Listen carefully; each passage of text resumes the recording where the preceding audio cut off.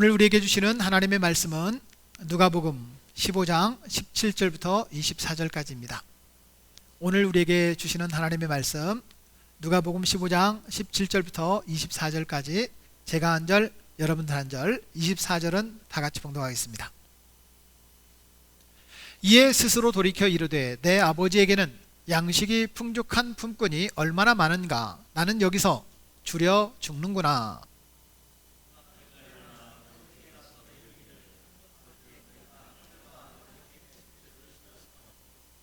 지금부터는 아버지의 아들이라 일컬음을 감당하지 못하겠나이다. 나를 품꾼의 하나로 보소서 하리라 하고,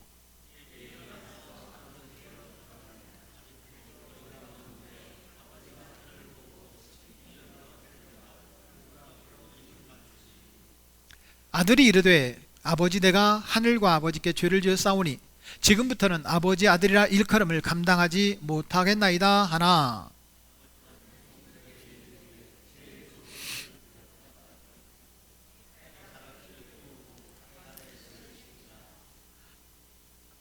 그리고 살진 송아지를 끌어다가 잡으라. 우리가 먹고 즐기자. 이 내 아들은 죽었다가 다시 살아났으며 내가 잃었다가 다시 얻었노라 하니 그들이 즐거워하더라. 아멘. 오늘 말씀의 제목은 세상의 거울 가정입니다. 한번 따라 하겠습니다. 세상의 거울 가정. 거울을 보면 여러분들이 무엇이 느껴지십니까? 감동이 되십니까? 아니면 거울을 보면 이게 누구야? 놀라십니까? 네. 저는 놀랍니다. 아니, 웬 영화배우가 거울에 있지? 네. 이게 웃는 것은 건강에 좋으나 비웃는 것은 건강에 해롭습니다. 가정의 상징은 사랑이라고 말할 수 있습니다. 가정은 사랑으로 이루어진 공동체, 모임이라는 뜻입니다. 그런데 그 사랑 때문에 만들어진 공동체에 사랑이 빠져버리면 그게 과연 가정이라고 말할 수 있을까라는 생각이 듭니다. 어떤 정치적인 어떤 이유나 그 사람의 배경을 말하는 것이 아니라 그분의 어떤 이야기가 제 마음에 감동을 줬습니다. 바로 노태우 대통령의 딸 노소영 아트센터 나비 관장이라고 하는 노소영 씨의 이야기입니다. 전남대학교에서 노소영 씨를 초청해서 21세기 가정은 어떤 가정일까? 라고 하는 주제로 강의를 요청했습니다. 지금 남편과 이혼을 하려고 소송 중인 내가 과연 가정에 대해서 무슨 말을 할 수 있다는 말인가 거절하려고 생각을 했다고 합니다. 그런데 여기에도 무슨 뜻이 있겠지 하고 수락을 하고 가정에 대해서 자기가 생각했던 자료들을 준비했습니다. 그리고 거기서 받은 이제 강의비를 소아센터에다가 기부했던 그런 이야기가 신문에 올라와 있는 얘기를 읽었어요. 이 노소영 씨는 이렇게 이야기를 합니다. 21세기 가족이라는 그런 주제는 가족의 어떤 소중함을 이야기하지만 분명한 것은 가족에는 품이 많이 든다. 그래서 시간과 노력이 필요한 공동체이다. 시간과 노력을 함께 쏟아놓지 않으면 가정이라고 하는 그런 개념은 깨진다는 거예요. 이어서 이렇게 얘기를 합니다. 가정이 뻥뻥 뚫린 많은 가장들이 인문학 교실에 앉아있는 것을 많이 봐왔다. 돈을 벌어서 성공했지만 아이들은 이미 멀리 가 있고 성공의 의미가 무색할 만큼 가족이 깨어져 있다. 노 관장은 이렇게 말합니다. 공동의 가치가 없는 가족은 모래알처럼 흩어진다. 그렇다면 가치의 공유, 그리고 그 가치를 전수하는 것, 가족의 참된 의미를 거기서 찾을 수 있는데, 결혼이라는 그런 만남을 통해서 사람이 가정을 이루게 되는데 결혼할 때 준비할 것이 있다. 집보다 더 중요한 것이 있다. 혼수보다 더 중요한 것이 있다. 그것은 가치관을 준비하는 것이다 라고 얘기합니다. 보통 결혼하는 사람들을 보면 이 집 어떻게 장만하는지, 몇 평인지, 그리고 집을 준비하면서 혼수는 얼마나 주고받는지, 현금으로 줄 건지, 물품으로 줄 건지, 어떤 예물을 준비할 건지 가지고 많이 갈등하는 것을 봅니다. 그러나 어떤 가정을 만들 것인가 라고 하는 이 가치관을 준비하는 데는 미흡한 것을 보게 됩니다. 노관장은 나아가서 이렇게 이야기를 합니다. 공동의 가치 형성에 있어서 좋은 방법은 문화 활동이다. 그 문화 활동을 하는 데 있어서 이분은 아무래도 어떤 기독교 간증이 아니니까 이분이 크리스천이긴 하지만 보편적인 이야기를 이렇게 얘기합니다. 공동의 가치를 준비하기 위해서 문화 활동을 할 때 함께 책을 읽거나, 음악을 함께 듣거나, 영화를 함께 보거나, 게임을 함께 즐기거나, 운동을 하거나, 봉사활동, 종교활동 등으로 함께 시간을 보내야 된다.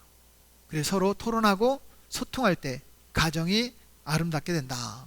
그러면서 가족과 가정은 소중하지만 품이 많이 든다. 시간과 노력을 투자해라. 그때 온전한 가정이 된다라고 강연을 했다는 이야기가 인터넷에 나와 있어요.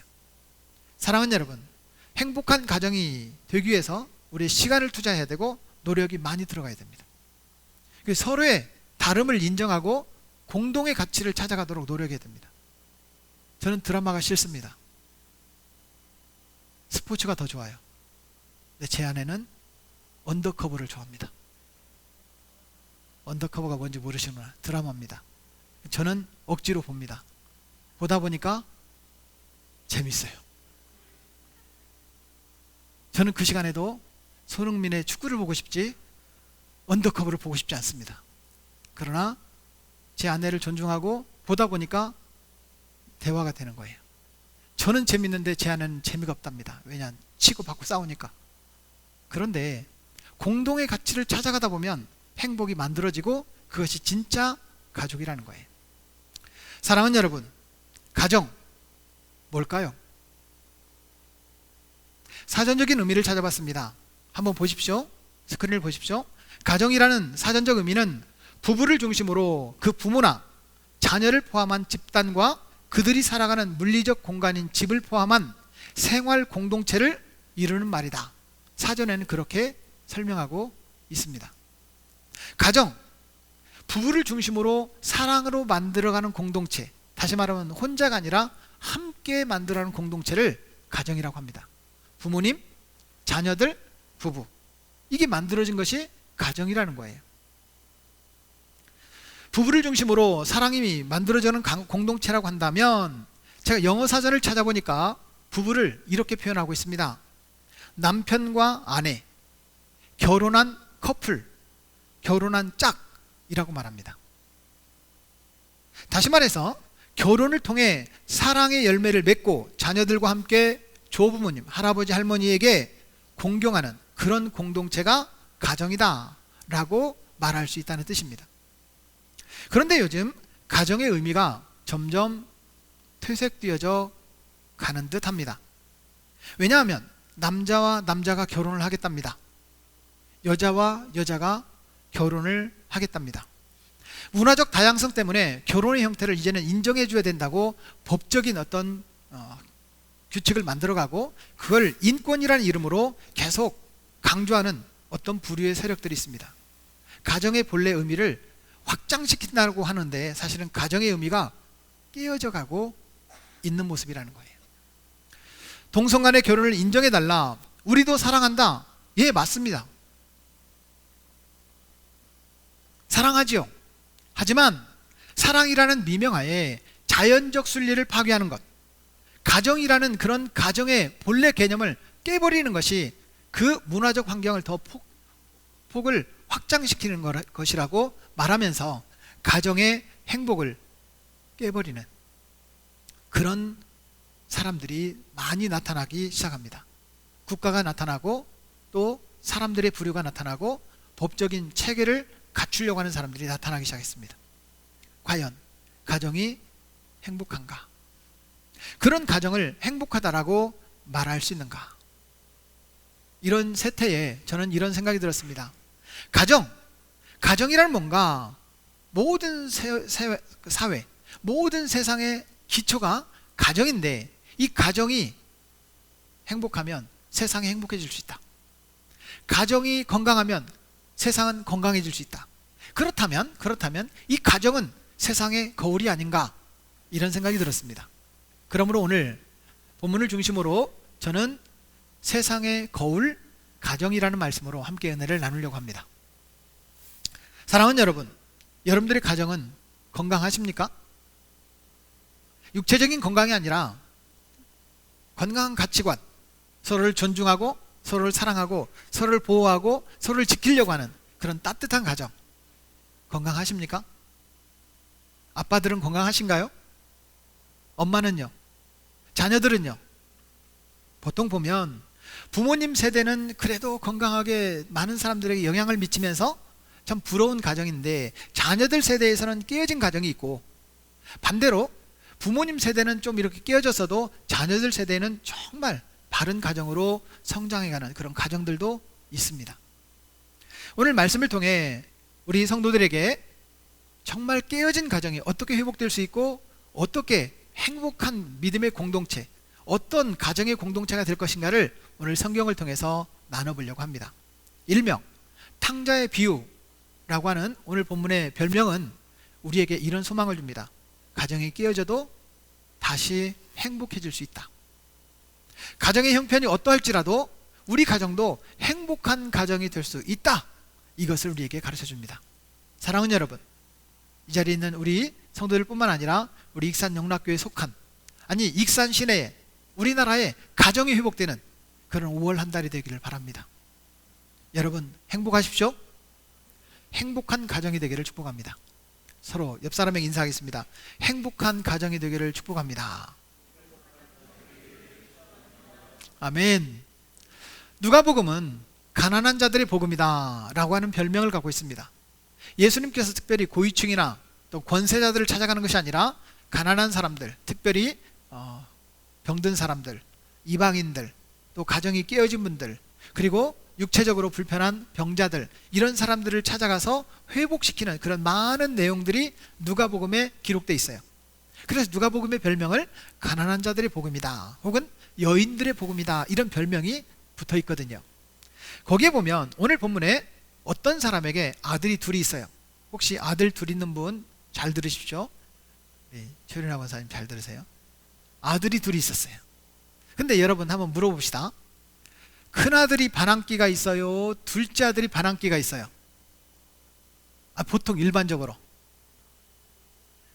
둘째죠. 큰아들은 늘 이게 순종적이고 부모님 속상할까봐 마음에 꿍 하면서도 참고 또 충성스러운 그런 큰아들이 많아.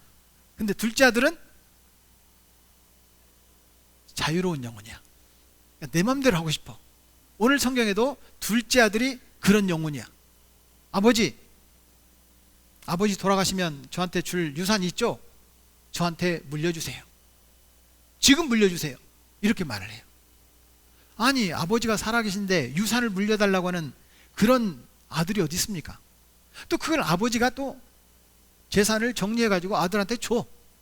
달라고 하는 아들이나 주시는 아버지나 똑같아.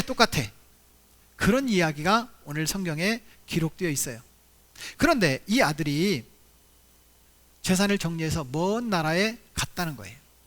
오늘 성경 본문에 보면 14절에 다 없앤 후 이렇게 얘기합니다. 여러분, 돈이라는 것이 버는 건 힘들어도 쓰는 것은 너무 쉬워. 쓰는 것은요 금방 없어져요. 예를 들어서 한 달에 100만 원을 번다고 쳐봐요. 100만 원을 버는데 한 달 걸려. 쓰는 거는요 하루면 돼. 하루면. 실제로 그렇습니다. 이 아들도 아버지의 유산을 받아가지고 먼 나라에 가서 허랑방탕하여 다 없애버렸습니다. 다 써버렸어요. 그리고 난 뒤에 설상가상으로 거기에 흉년이 들었어요. 돼지를 치는 그런 알바를 시작합니다. 그런데 흉년이 들다 보니까 돼지에게 줄 음식마저도 없는 거예요. 돼지에게 줄 음식을 그거라도 먹으려고 했는데 그것도 없는 거예요. 너무 힘든 거예요. 여러분, 힘들고 어렵고 그러면 뭐가 생각나요? 집이 생각나. 집 나가면 아니지, 그냥 고생이다. 좀 지금 설교 시간이잖아요. 네. 집 나가면 그냥 고생이다. 예. 그냥 고생이다. 예. 집 나가면 고생이다. 정말 고생인 거예요. 사실은 잘해보려고 유산을 받아서 나갔죠. 그런데 허랑방탕하여. 그럼 집 나가보세요. 얼마나 많은 유혹이 있습니까? 돈이라는 거, 여러분, 돈 있을 때 사람들이 붙지, 돈 없어지면 친한 사람 다 떠나는 거예요. 그러다 보니까 이 아들 옆에는 사람도 없어. 돈도 없어. 알바도 못해. 고생이야. 생각이 나는 게 우리 집이에요. 내가 염치는 없지만, 내가 고개는 들 수 없지만, 내가 우리 집에 돌아가야 되겠다. 우리 아버지 있는 곳에 돌아가야 되겠다. 그리고 17절 말씀에 보면 이렇게 얘기합니다. 스스로 돌이켜. 어디 가겠다는 거예요? 우리 집으로 돌아가겠다. 사랑하는 여러분, 혹이라도 속상하고 불편하고 부모님에게 죄송한 일이 있어도 괜찮습니다. 스스로 돌이켜. 돌아가야 됩니다. 따라서 하십시오. 스스로 돌이켜. 스스로 돌이켜야 돼요. 그런데 오늘 성경 본문을 보면서 둘째 아들이 실패한 이유가 있습니다. 둘째 아들이 왜 실패했는가? 여러분, 두 가지 정도의 이유를 말씀드리려고 해요. 첫째는 자기중심의 삶 때문에 실패했습니다. 둘째 아들은 아버지의 유산을 물려달라고 요청을 합니다. 여러분, 가만히 생각해 보세요. 유산이라는 것은 아버지가 돌아가셔야 받는 돈이, 물질이 유산이잖아요. 아버지가 살아 계시면 유산은 물려받을 수 있어요? 못 물려받아요? 못 물려받죠. 그 말은 어떤 뜻이냐면, 좀 과격하게 표현하면 아버지 돌아가셔도 괜찮으니까 내 목 주세요, 이런 말이에요. 좀 더 과격하게 표현한다면 아버지 빨리 돌아가시고 내 목 주세요, 이런 뜻이에요. 정말 아들로서는 할 수 없는 말을 합니다. 내가 뭔가를 해보겠다는 거예요. 내 중심적으로 내가 해보겠다는 거예요. 사랑하는 여러분, 이 아들은 자기 뜻대로 살고 싶은 거예요. 자기밖에 모르는 거예요. 결국 자기 중심의 그 삶을 살아가는 사람은 실패를 경험할 수밖에 없는 것입니다. 서울의 한 백화점에 15, 13살 형제가 경찰에 붙잡혔습니다. 외제 화장품을 훔치다가 이 형제가 붙잡힌 거예요. 남자아이들이 외제 화장품을 왜 훔쳤는가 경찰관이 물었습니다. 이 녀석들아, 왜 화장품을 훔쳤느냐? 정직하게 말해. 이 아이들이 경찰관에게 이렇게 얘기를 합니다. 엄마는 아빠가 돈을 가져오면 좋아하시고 돈을 가져오지 않으면 아빠 취급도 안 하는 걸 봤어요. 엄마를 기쁘게 하려면 뭔가 엄마가 좋아하는 것을 가져다 주어야 엄마가 좋아할 거라고 생각해서 엄마 주려고 외제 화장품을 훔쳤어요. 이렇게 말을 하더라는 거예요. 결국 엄마 한 사람의 이기주의가 아이들을 망치는 거예요. 사랑하는 여러분, 얼마나 불쌍한 인생입니까? 얼마나 가련한 가정입니까? 그렇습니다. 우리는 자기 이기적인 삶 때문에 많은 사람을 망하게 만들고 자기도 망하고 가정이 불행해지는 거예요. 죄라는 단어를 영어로 sin이라고 말합니다. sin.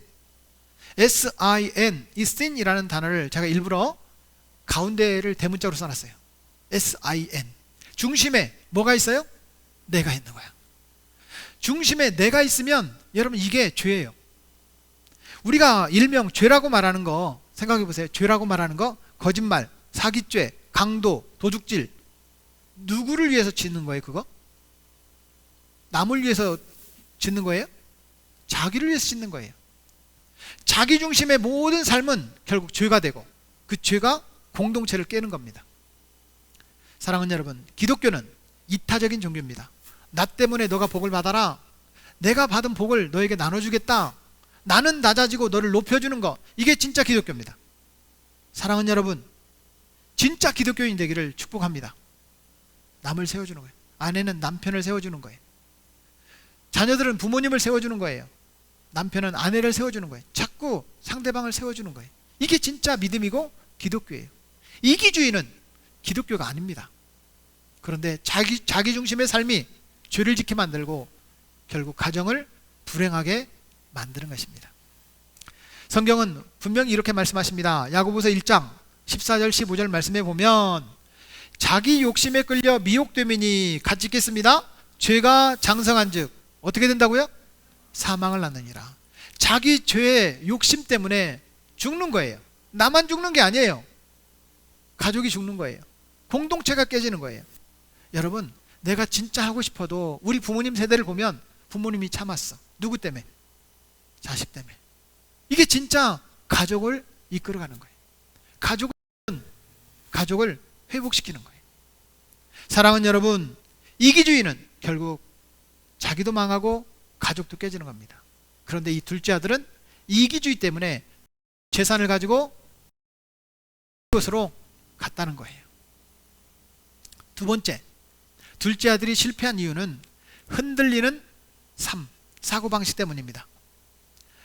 13절 말씀에 보면 아버지로부터 재산을 받은 아들이 먼 나라에 갑니다. 거기에서 어떤 삶을 삽니까? 13절 말씀에 보면 이렇게 기록하고 있어요. 허랑방탕하여 그 재산을 다 허비하더니. 허랑방탕하다라는 말을 성경 원어의 헬라어 사전의 의미를 찾아보니까 이런 의미가 있습니다. 중심을 잃고 이리저리 흔들린다. 좌우로 허둥대다. 중심이 없는 거예요. 중심이. 이랬다 저랬다 이랬다 저랬다. 분명히 여러분 성경에는 기록되어 있지 않지만 한번 생각해 보세요. 아버지가 유산을 주셨어요. 유산을 다 모았어요. 먼 나라로 갑니다. 좋기만 했을까요? 야, 이제는 내 세상이다 그랬을까요? 뭔가 집 쪽을 향해서 바라보면서 뭔가 마음속에 캥기는 게 좀 있지 않았을까요? 아니, 미안해서 집 쪽으로 얼굴을 못 돌려도 뭔가 뒤에서 뭔가 끌어당기는 듯한 뭔가 그런 마음에 미안함이 좀 있지 않았을까요? 있었을 것 같아. 중심을 못 잡고 이 사람은 흔들리는 삶을 살았어요. 결국 지 맘대로 살았다는 뜻이에요. 자기 중심의 삶을 살아가는 사람은 언제나 허둥댑니다. 이것이 좋다고 하면 글로 따라가고 저것이 좋다면 저리 따라가고 이랬다 저랬다. 결국 실패하는 겁니다. 둘째 아들은 그렇게 실패했습니다. 이스라엘 백성들이 죄를 짓고 하나님의 법궤를 블레셋 사람들에게 빼앗겼습니다.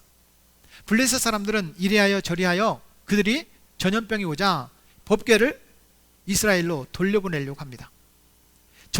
송아지가 있는 저지나는 암소 2마리를 데려다가 수레에 얹혀놓고 이제는 수레를 끌고 벳세메스라는 그런 도시로 가게 만듭니다.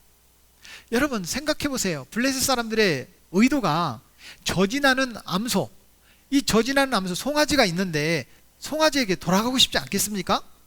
그런데 이 두 암소를 붙잡아다가 법궤를 싣고 벳세메스까지 가면 이거 하나님께서 벌을 내주신 거고, 벳세메스로 안 가고 다 돌아가면 블레셋 사람들은 이건 우연히 우리에게 전염병이 생긴 거다라고 생각하려고 했어요. 이제 법궤를 맨 2마리의 암소가 성경에 보면 이렇게 기록되어 있습니다. 한 번 울고 그리고 이렇게 말합니다. 좌우로 치우치지 아니하였고 벳세메스까지 갔다 이거예요. 이 미물에 속한 이 소도 자기 사명을 위하여 좌로 우로 흔들리지 않고 사명을 감당했다 이런 뜻입니다.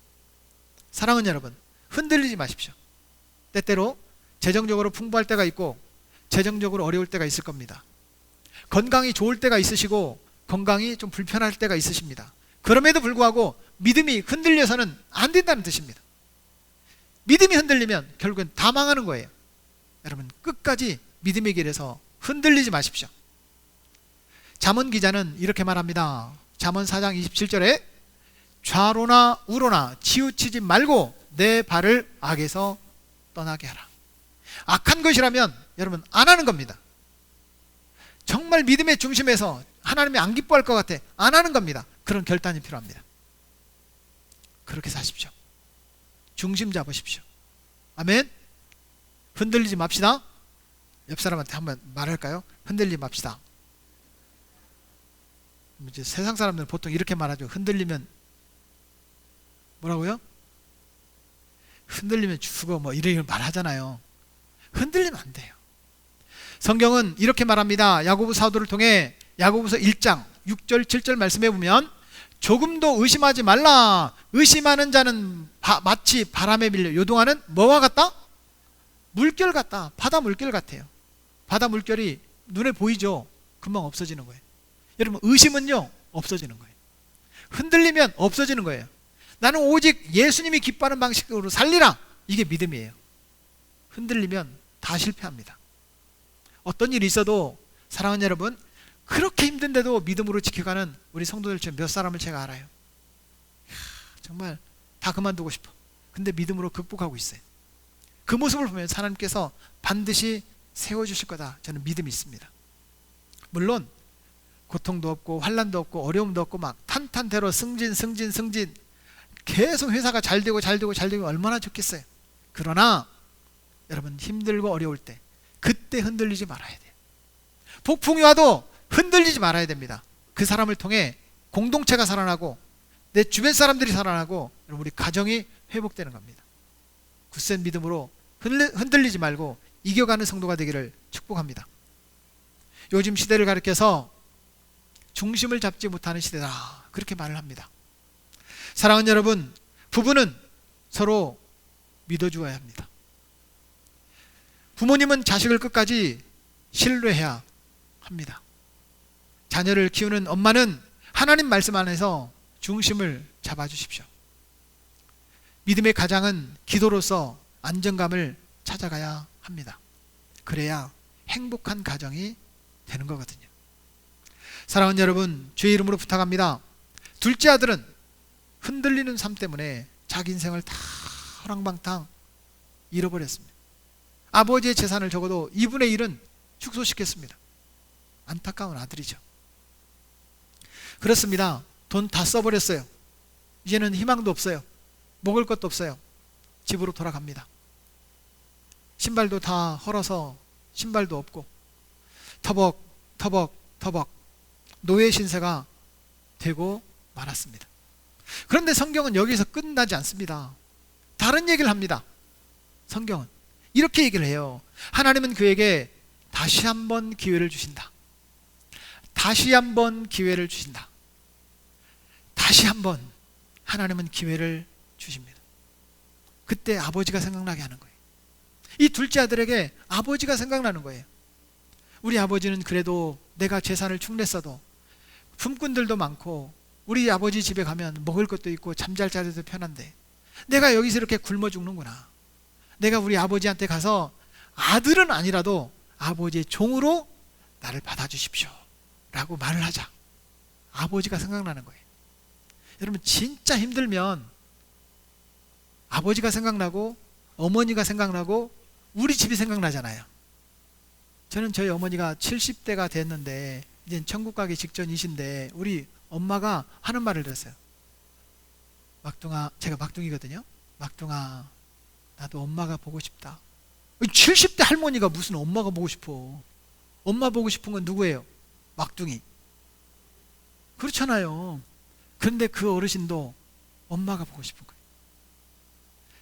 엄마가 중심을 잡고 아빠가 중심을 잡고 있으면요, 자녀들은 흔들리지 않습니다. 사랑하는 아빠 여러분, 엄마 여러분, 흔들리지 말고 중심을 잡아주시기를 주의 이름으로 부탁합니다. 자신을 사랑하는 아버지를 기억나게 하셨고 용기를 냅니다. 아들은요, 용기만 내면 돼요. 그래, 우리 아버지한테 돌아가자. 우리 아버지한테 돌아가자. 용기를 냈습니다. 그리고 아버지에게로 돌아갑니다. 하나님은 가정을 통해 회복하게 하십니다. 다시 일어서게 하십니다. 그러므로 가정이 행복하면 여러분, 자녀들이 일어나요. 자녀들이 일어나면요, 세상은 밝아집니다. 한 자녀가 건강하면 세상은 건강해지는 거예요. 그러므로 세상은 가정이 건강해야 세상도 건강해지는 거예요. 가정은 세상의 거울입니다. 그렇다면 어떻게 가정이 세상의 거울로 회복될 수 있을까? 오늘 아버지의 모습을 보면서 우리는 두 가지를 함께 나누기를 원합니다. 사랑하는 여러분, 어떻게 가정이 세상의 거울로 회복될 수 있을까요? 첫째는 한결같은 사랑 때문에 회복될 수 있습니다. 아들은 아버지가 기다리고 있는 가정으로 돌아갑니다.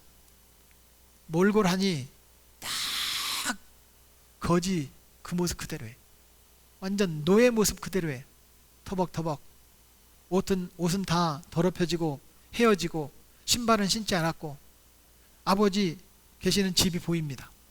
아버지 계신 집이 보여요. 근데 여러분 생각해 보세요. 상상, 내가 아들이야. 아버지 산을 축 냈어. 멀리 떠났어. 우리 집이 보이는데 아버지가 서 있네. 아버지 부르면서 달려갈 수 있을까요? 저 같으면 못할 것 같아. 숨어서 우리 아버지 들어가면 집 앞에 서성거리다가 또 몇 바퀴 돌다가 숨어서 우리 아버지 계시는 보시다가 그래도 한번 문 똑똑 두드리고 누구세요? 그러면 빨리 도망갔다가 조금 염치가 있으면 그렇게 아버지한테 좀 미안한 마음으로 다가가지 않을까요? 그런데 아들이 아버지를 보기 전에 아버지가 아들을 먼저 봤다는 거예요. 오늘 성경은 그 얘기를 하고 있습니다. 아버지가 아들을 먼저 봤다는 거예요. 몰골하니 웬 거지가 우리 집을 향해 오고 있네? 이게 아니에요. 집 나간 아들이 돌아오고 있는 거예요. 집 나간 아들이 돌아오고 있는 거예요. 사랑하는 여러분, 아들은 아버지의 재산을 탕진하고 미안한 마음이 있을지 몰라도 아버지는 끝까지 포기 못하는 사랑의 대상이 아들입니다. 아버지의 그 마음이 아들을 바라보고 있는 거예요. 우리 아들이 돌아오고 있구나. 우리 아들이 이제야 돌아오고 있구나. 몰골을 하니 거지가 아니라, 몰골을 하니 노예의 모습이 아니라 몰골이 딱 우리 아들 맞네. 딱 내 아들 맞네. 아버지가 먼저 보는 거예요. 신달자 시인의 어머니 사랑이라는 시에 보면 이런 식구가 있습니다. 자신의 오른팔과 자식의 손안에 든 가시와 능히 바꾸어도 좋을 사랑이 또한 어머니 사랑이 아닌가. 죽음조차도 자식이 편한 날을 골라 가시고 싶은 철저한 베풀매 신화적 존재인 것이다. 부모님은 돌아가시는 것도 자식들 편한 날에 돌아가고 싶은 것이 부모님의 마음이라는 거예요. 아버지의 마음이요, 어머니의 마음이에요. 여러분, 이게 부모님의 사랑이거든요.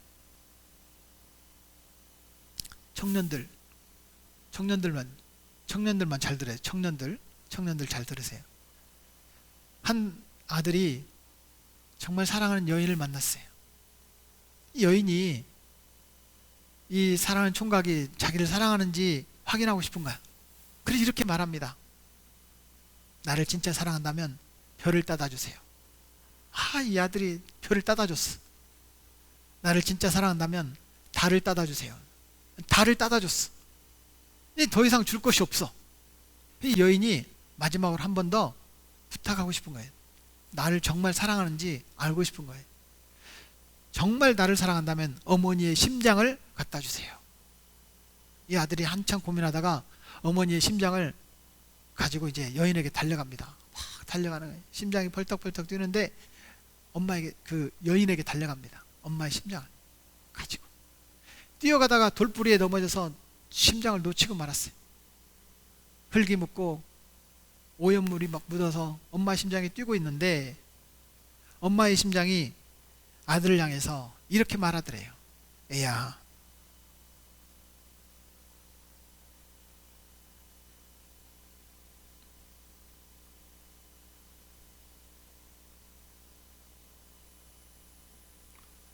많이 다치지 않았니? 아들아, 조심해야지. 이게 부모님의 한결같은 사랑입니다. 제가 설교 준비할 때는 이게 막 읽어졌는데 설교를 하려고 보니까 잘 안 읽어지네요. 이런 한결같은 부모님의 사랑은 바로 우리 하나님 아버지의 사랑입니다.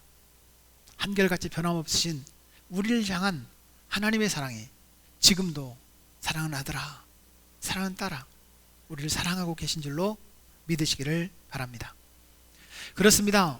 어머니 같은 마음, 이것이 곧 하나님 아버지의 마음입니다. 하나님 오늘도 우리를 향하여 내가 너를 사랑한다, 그 음성을 여러분 들으실 수 있길 바랍니다. 그 음성을 듣는 성도가 진짜 백의 성도예요. 두 번째, 세상의 거울이 들은 가정으로 회복될 수 있는 것은 사랑을 믿는 겁니다. 아들은 집으로 돌아옵니다. 아버지가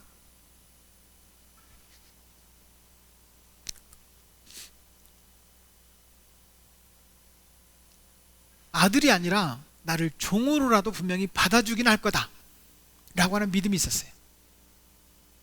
내가 염치가 없지 어떻게 아들로 인정해달라고 말하겠나. 내가 종으로라도 분명히 우리 아버지는 받아줄 거야.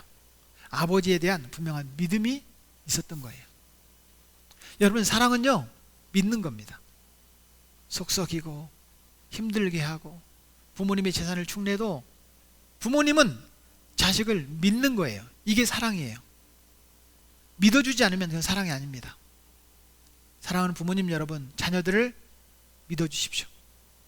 사랑하는 자녀 여러분, 부모님을 좀 믿으세요. 분명히 성경은 하나님은 사랑이시라 이렇게 말합니다. 믿는 것은 우리의 몫이에요. 하나님은 우리를 사랑하세요. 부모님은 우리를 사랑하세요. 우리는 해야 될 것은 믿음밖에 없어요. 믿는 거예요. 성경 요한일서 4장 16절 말씀은 이렇게 말씀하고 있어요. 하나님이 우리를 사랑하시는 사랑을 우리가 이미 믿었노니 같이요 하나님은 사랑이시라. 날 사랑하심, 날 사랑하심, 날 사랑하심, 성경에 써있네. 아멘. 하나님 우리를 사랑하시는 줄로 믿습니다. 그렇습니다. 사랑은 믿는 거예요.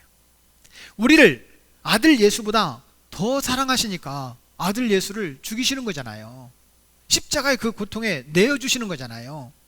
그러면 여러분, 하나님께서 예수 그리스도를 십자가에 죽으실 정도로 우리를 사랑한다면 그 사랑을 우리가 믿어야죠. 믿는 것은 누구 몫이라고요? 내 몫이에요. 하나님이 나한테 믿음을 안 주셨대. 아니요, 여러분, 믿는 건 내 몫이에요. 내가 믿는 거예요. 사랑하는 여러분, 믿는 자가 되기를 축복합니다. 향수 중에 조 말론이라고 하는, 조 멜론이라고도 말하고 말론이라고 하는 그러한 향수가 있다고 그래요. 그런데 이 멜론이라는 이 CEO인데요, 이 엄마가 이 멜론에게 어려서부터 계속 이런 말을 들려줬다고 해요. 애야, 우리가 너를 사랑하지만 하나님은 너를 부모보다 더 사랑해. 내가 너를 사랑하지만 하나님은 나보다 너를 더 사랑해. 계속 이런 말을 해줬다는 거예요. 부모는 너를 이 정도밖에 도와주지 못하지만 하나님은 너를 분명히 잘 되게 하실 거야. 엄마가 이 멜론에게 계속 그 얘기를 강조해 줬다고 그래요. 이 멜론은 분명히 나는 잘 될 거다. 왜냐하면 우리 엄마 말을 들어보니까 엄마가 나를 사랑하는 것보다 하나님이 나를 더 사랑하고 도와주신다고 하니까 분명히 잘 될 거야. 이런 믿음을 가지고 살았다고 그래요. 그런데 향수 장사를 시작하는데 아주 가내수공업으로 조그맣게 시작한 거예요. 점점점 번창하는 거예요. 우리 엄마가 말한 것처럼 하나님이 나를 도와주실 거야. 내가 잘 될 거야. 나는 하나님께서 도와주시니까 잘 되고 말 거야. 이런 믿음이 있었어요. 그래서 향수가 점점점 번창하는 거예요. 10만 달러, 100만 달러, 1000만 달러 계속 부자가 되는 거예요. 제가 2019년 그 매출액과 수익률을 제가 보니까 여러분, 이 회사가 조 말론이라고 하는 회사가 약 44조 원의 매출을 하는 그런 회사가 됐어요. 수익이 8조 원 정도의 수익을 나는 그런 엄청난 회사가 됐어요. 이 모든 것들이 하나님이 부모님을 통해서 나에게 주신 축복 때문에 내가 이렇게 잘 됐다. 여러분, 사실 돈이 없을 때는요 11조 잘해요. 돈이 많아지면요 11조 못해요. 이분이 하나님이 축복하셨다. 11조의 가장 모범적인 사람으로 이 존 멜런을 이야기하고 있습니다. 사랑하는 여러분, 그렇습니다. 하나님께서 내가 사랑하듯이 하나님은 너를 더 사랑해. 이걸 확신시켜주는 거 중요합니다. 부모님 여러분, 자녀에게 그렇게 말해 주십시오.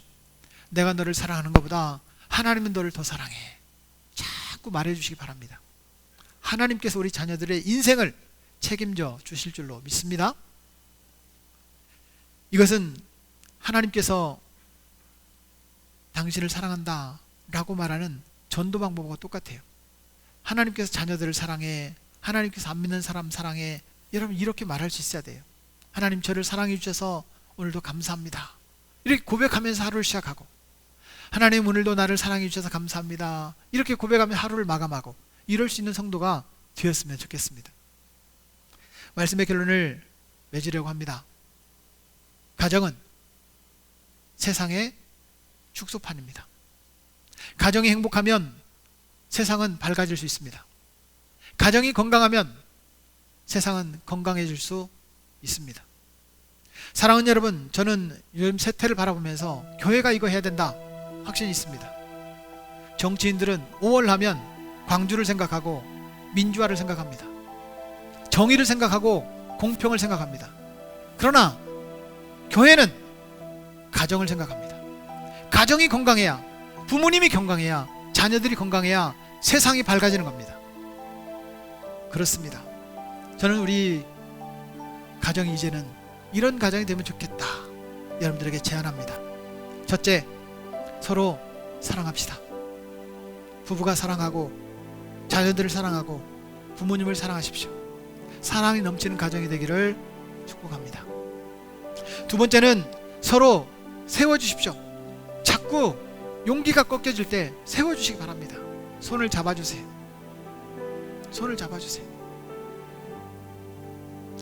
제 딸아이가 발레를 하면서 이 종아리가 아프대요. 근데 돈을 주고 마사지를 받으러 갔다 와도 별론데 아빠가 해주면 다 풀린대. 이게 무슨 말이에요? 또 해달라는 말이지 뭐. 또 해달라는 말이지. 근데 제가 기분 나쁘지가 않아요. 이 말이 행복한 거예요. 서로 여러분 손을 잡아주십시오. 세워주십시오. 세 번째는 서로 승리자가 되도록 격려해 주시기 바랍니다. 잘할 수 있어. 괜찮아. 잘할 수 있어. 아빠가 밀어줄게. 아빠가, 엄마가 기도해 줄게. 격려해 주십시오. 격려하는 가정이 되었으면 좋겠습니다. 그리고 마지막 네 번째는 축복해 주십시오. 복은 하나님이 주신다는 것입니다. 나는 너를 위해서 자꾸 축복을 빌어주는 거예요. 복은 하나님이 주신다. 너를 잘되게 하실 것이다. 축복해 주십시오. 그런 가정이 될 때 우리 가정은요, 사람들에게 희망을 줄 거예요. 사랑하는 여러분, 5월은 가정의 달입니다. 여러분들의 가정의 주인은 누구이십니까? 우리 예수님이 우리 가정의 주인입니다. 우리 하나님이 우리의 가정의 주인입니다. 성령님이 우리 가정을 지금 돕고 계십니다. 고백할 수 있었으면 좋겠습니다. 오늘 우리가 부르는 찬양은 가정에 대한 찬양인데요, 얼마나 은혜가 되는지 몰라요. 사랑하는 여러분, 더 나아가 우리 주변에 아직도 예수님을 안 믿는 가족들에게 그렇게 말해 주십시오. 하나님은 당신을 사랑하십니다. 하나님이 나를 사랑하는 것처럼 나도 당신을 사랑합니다. 여러분, 이게 전도예요. 교회 나와라가 아니라 하나님은 아직도 당신을 사랑하십니다. 이렇게 말하면서 정말 행복한 가정의 아름다운 모습을 세상에 비춰주는 우리 사랑하는 성도들이 되기를 주의 이름으로 축복합니다.